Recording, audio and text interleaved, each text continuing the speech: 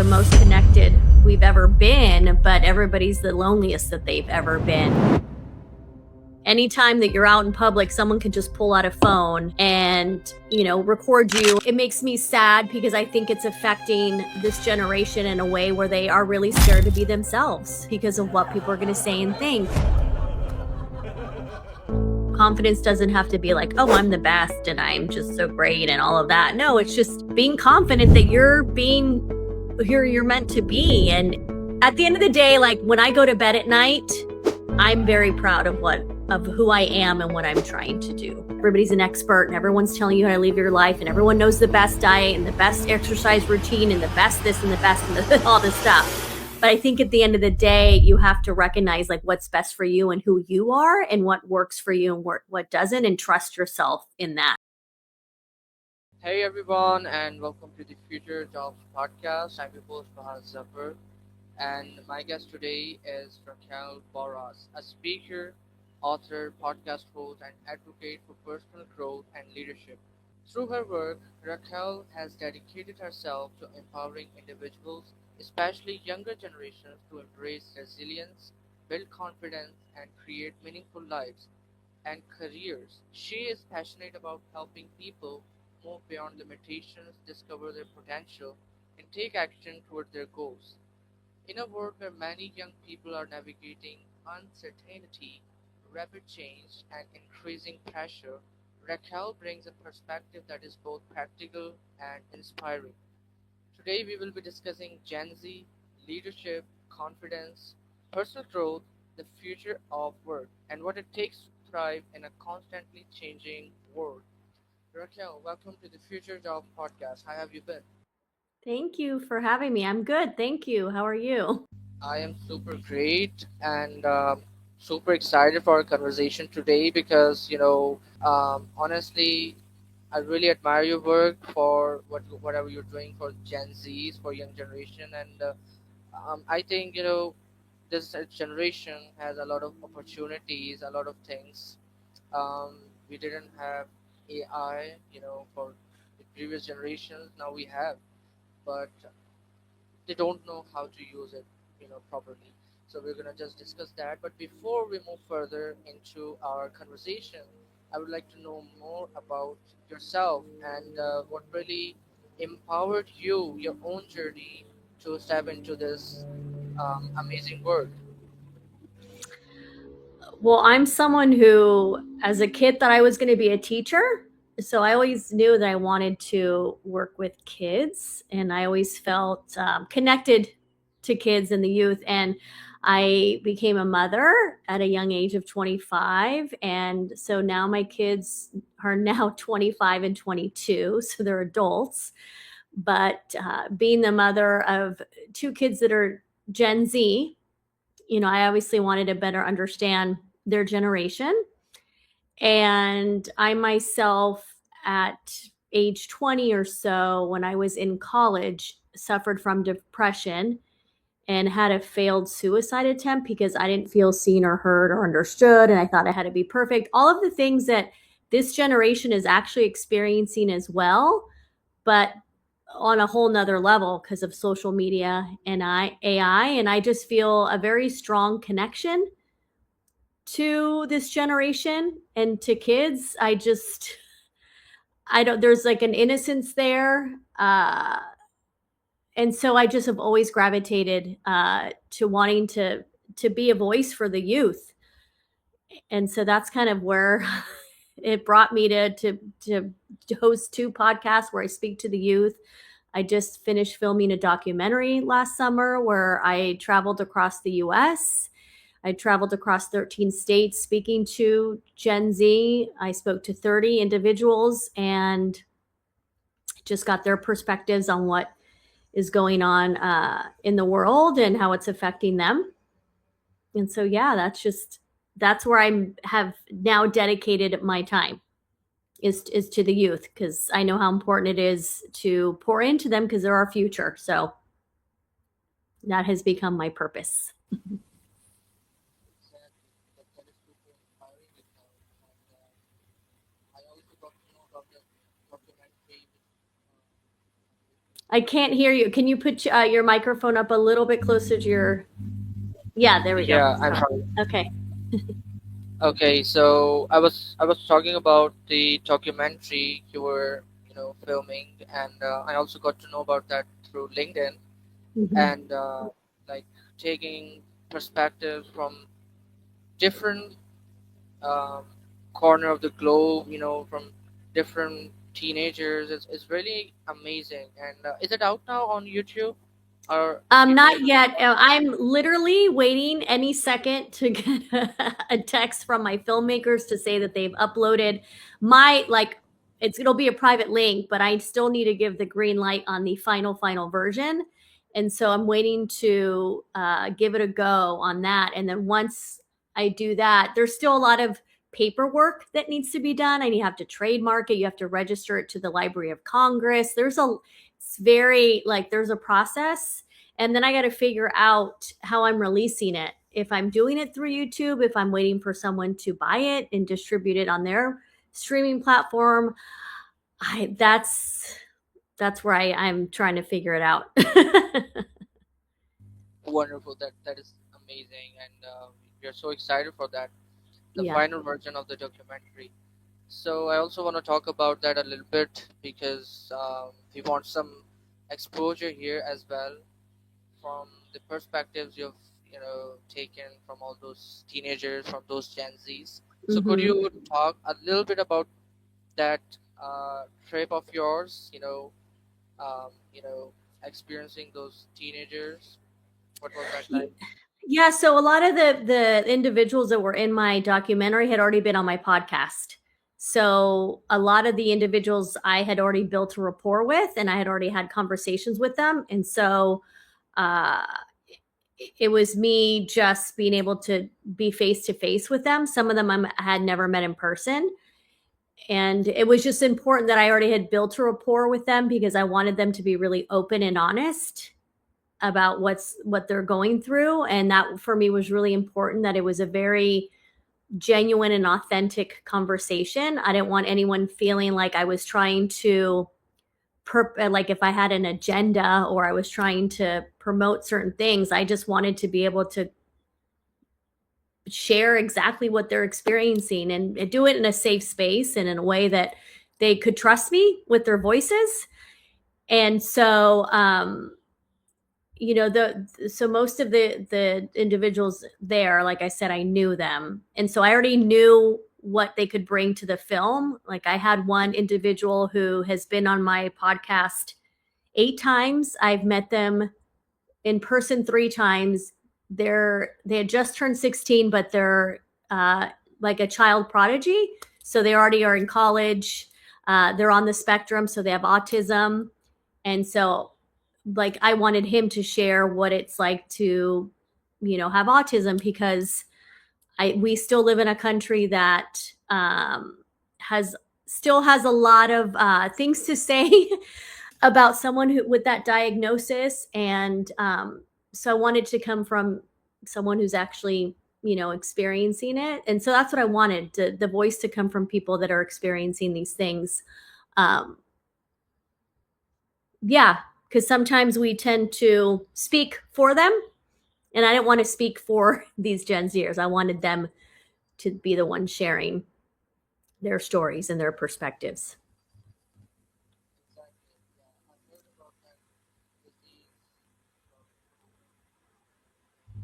Probably, I also watched some of his videos on Facebook and on YouTube, and personally the podcast you've conducted with him. So what was basically the initial step, or initial thought which came into your mind that inspired you to launch your YouTube channel where you are, interviewing some of those teenagers, and like what is the purpose behind that? So it was during COVID. I had a pretty large presence on LinkedIn, and I was on a lot of lives like this and podcasts. And I really liked the idea of having conversations with different people, but I wanted to do something different.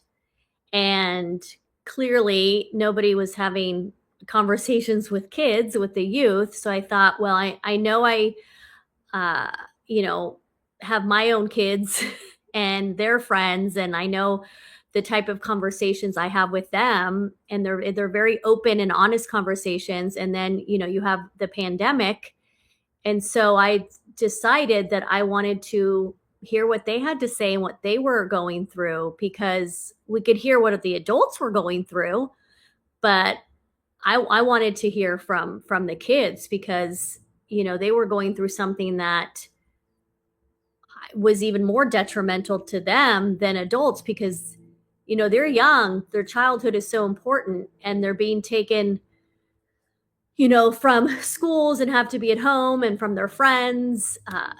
So for me, I knew that there was eventually we were going to see what was going to happen from isolating these kids. So I kind of, in a way, wanted to get their perspective in the moment.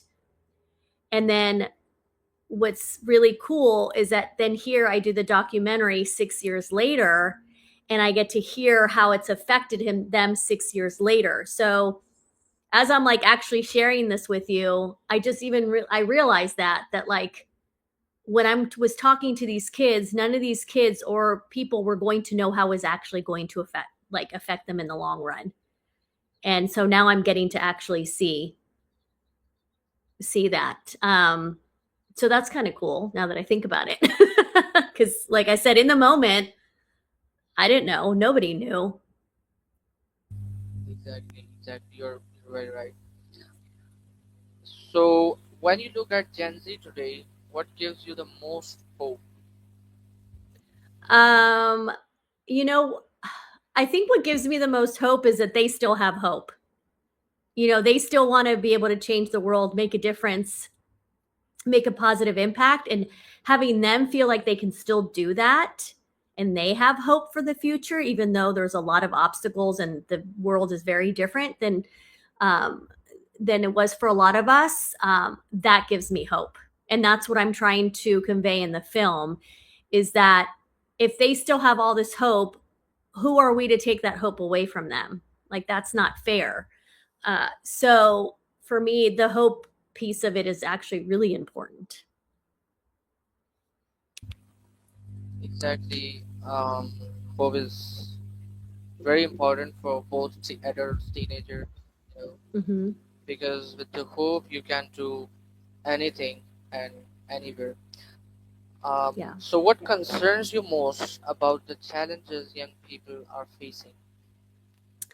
I think one of the things that really just scares me is the fact that we live in a world where everybody can know everything that's happening in your life. I mean, anytime that you're out in public, someone can just pull out a phone and, record you and maybe take something out of context. And that to me is scary, because I think what's happening is then it makes people want to be even more aware of what's happening, more perfect, not be themselves, because they're scared of what is going to happen if someone sees them do something that maybe they make a mistake, because we're all human and we're going to make mistakes.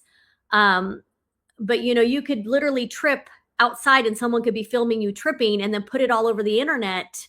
And then suddenly you're like the laughing stock. Why? Because you happen to trip. We all trip. um, and so that for me, uh, it makes me sad, because I think it's affecting this generation in a way where they are really scared to be themselves because of what people are going to say and think. And, even when you text, you can take a screenshot and then send it to people. So then now people know what your personal conversations are looking like. Um, so it's a lot of this privacy, and it's a lot of just, allowing kids to be kids. I mean, that part, it's tough. And that really kind of freaks me out, because it's kind of getting worse. Exactly, you're very right. And especially in this day and age, where things at the place where the things are getting convenient for the people, but at the same time they're getting worse, as well. There are privacy, problems and a lot of things. which people should aware of, and teenagers especially. Yeah. So, why do so many young people feel lost despite having more opportunities than ever before? Because again, it's like that piece, that loneliness where, they say that we're the most connected we've ever been, but everybody's the loneliest that they've ever been because, you look around. Like the other day, I went to the dentist and I was in the waiting room, and I was the youngest person in the waiting room. There were like four older men there, but they were all on their phones, and I didn't have my phone. Like, I don't, as soon as I go somewhere and sit down, I don't just pull my phone out because, oh my gosh, I'm so bored. I got to look at my phone. Like, I actually try to look at my surroundings and just be in the moment. And they were all on their phone. And I said something. I said, "Wow, look at us. You guys are all on your phone, and you guys are the ones making fun of." I think I made a reference like, "Oh, when you guys make fun of the youth and how they're on their phones all the time, and look at you guys." And I mean, one of the guys was not happy with what I said, but one of the other guys kind of put his phone away, and then we started having a conversation. And so, like, I kind of force people to talk to me. Like, when I go and get my coffee and I'm in line, again, I won't pull my phone out. I will just look at the person next to me and then I'll just start talking to them. And that's the problem, is that everyone's so quick to just look at their phone and no one's looking up and looking around. And that's what's happening, is that you're isolating yourself. Like, a lot of people complain how lonely they are, but they have to look and see, are they also purposely isolating themselves, purposely making it difficult for someone to connect with them, to talk to them? So we have to hold ourselves accountable too for that loneliness. That's why I do my best to not have my phone out when I'm out in public, because I want to have that interaction, because you never know, that person that you talk to could, I've had many interactions where they end up being friends of mine. And so, like, I don't want to miss out on that. And I just think a lot of people are just too busy looking at their phone, and they're missing out on a lot of opportunities to connect with people. And I think Exactly, that's a big problem too. exactly. That is the biggest problem I would say for this time period. And we even don't know who is going to be probably helpful for you. Maybe someone who is sitting at the place where you are currently, and being at the present in the present moment. It is also very important. Many Mhm. meditations says this quite oftenly, that whatever you are doing at the present moment, you just have to feel it and you have to be active in that moment. Mhm. Yeah. So I try to do my best, because I can be, I was guilty of always being on my phone, and then I realized, wow, this is not. And then I complain about not having, a social life, or not having a community of people. I had to recognize that I was to blame too. So a lot of times we have to look at ourselves. Exactly. So, Raquel, personally, when I saw your work on YouTube, on LinkedIn, you know, I was thinking that maybe you also had something in your childhood that inspired you to start doing some work for the young generation, for the youth. You know, so then I just suddenly, thought that I would ask this in the podcast when I was be having a conversation with you. That what was your Hmm. childhood be like, and could you just elaborate about that? And was that the main reason behind starting this work for the youth, for the young generation? Yeah, I think a lot of us don't realize how our childhood really affects us as we get older, our relationships, everything. And as a kid, I had a really good childhood, in the sense that I had, everything I needed. The only thing that I didn't recognize until later that was missing, a lot of it was like feeling seen and heard. Uh, you know, my mom and my dad is a doctor, workaholic, was always at work. So that was tough. But there were moments where I was able to like go on rounds with him and everything. And my mom, she was a stay-at-home mom, but she wasn't really present because she was dealing with her own stuff. It wasn't until I got older that I realized that my parents have their traumas too, and they're navigating that and they're doing their best they can to be parents. So I understand that, but at the same time, I also realized that I wasn't getting the emotional needs that I needed as a kid. And I think that piece, I didn't recognize that until as an adult, how important that is for all children, and how it does shape them, their confidence, their self worth, all of those things. And I am finding that with the younger generations, they're missing a lot of that, and a lot because the adults are also on their phone. Their adults are also kind of consumed in ways that they're not really listening to their kids. There are plenty of parents and adults that are, for sure, but there also are a lot that are not. And so I think that's where the connection lies, is that I didn't feel that way as a kid. I didn't feel heard. Um, I know my parents love me, but I think that piece really affected me. And so that's why, for me, with my own kids, I try to do my best to be the best listener, to be there for them emotionally. Because, yeah, I knew what it was like that to have the absence of that.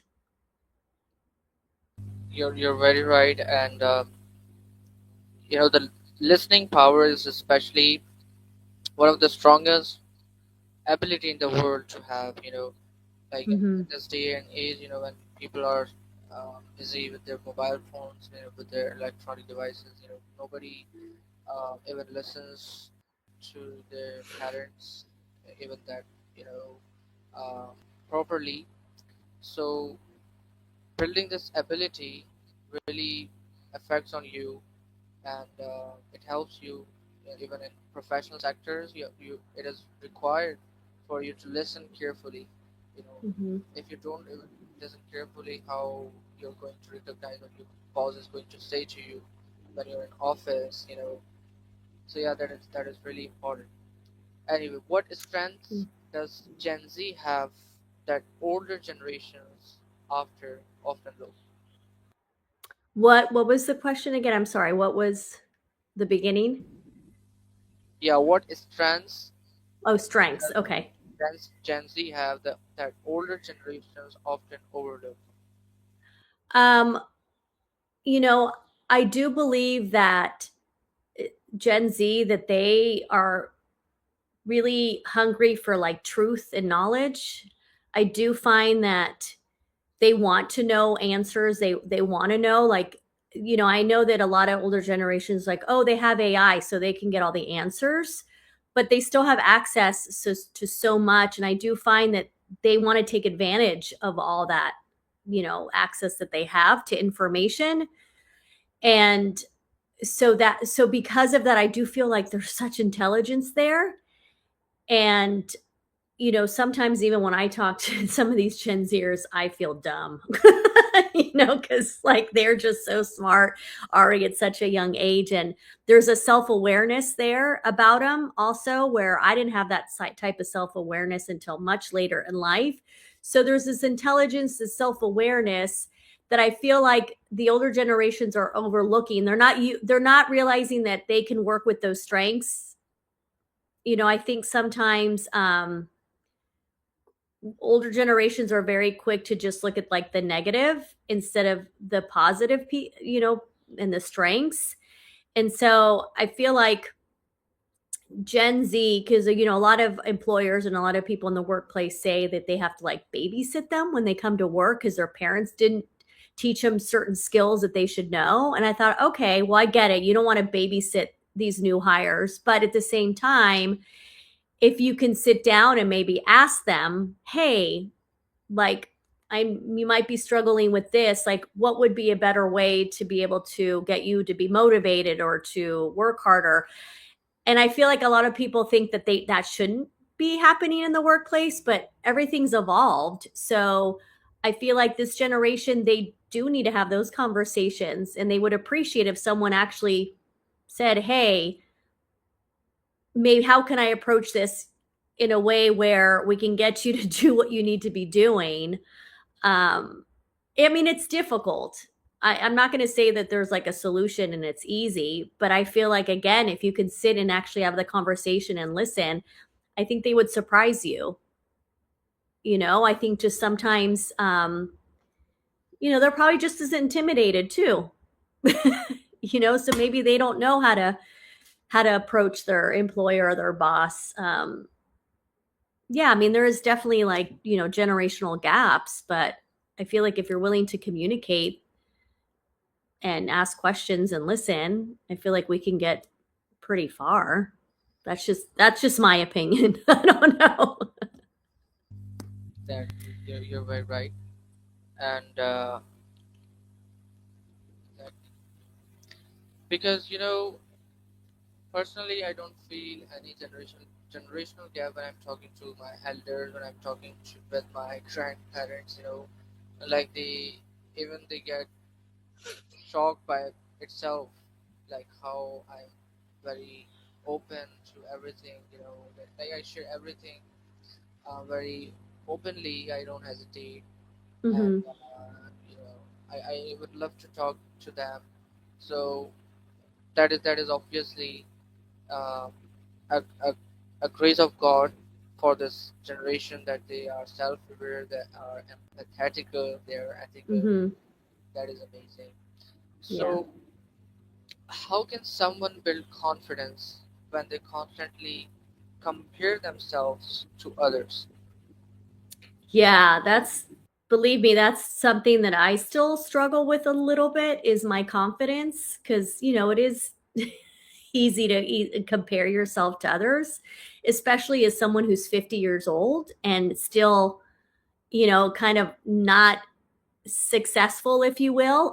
um and I say that because I'm not making any money. I really don't, have an idea of like what my future is going to look like. So I don't feel like I'm successful in business in that way. I'm very honest about it. I know I'm hoping with my film and my podcast that it is going to get to a place where, I have more financial success. But for me, the confidence piece, I think because I know my purpose now, and I know the kind of person I am and what I'm trying to give. There's a level of confidence in that, just knowing that I'm trying to do something good, and I'm trying to be a kind human being, and I'm trying to, walk through the world every day in a way that shows grace. And there's something there that actually like helps my confidence, because I know that I'm being true to myself. But it's not easy for everyone to build confidence in that way.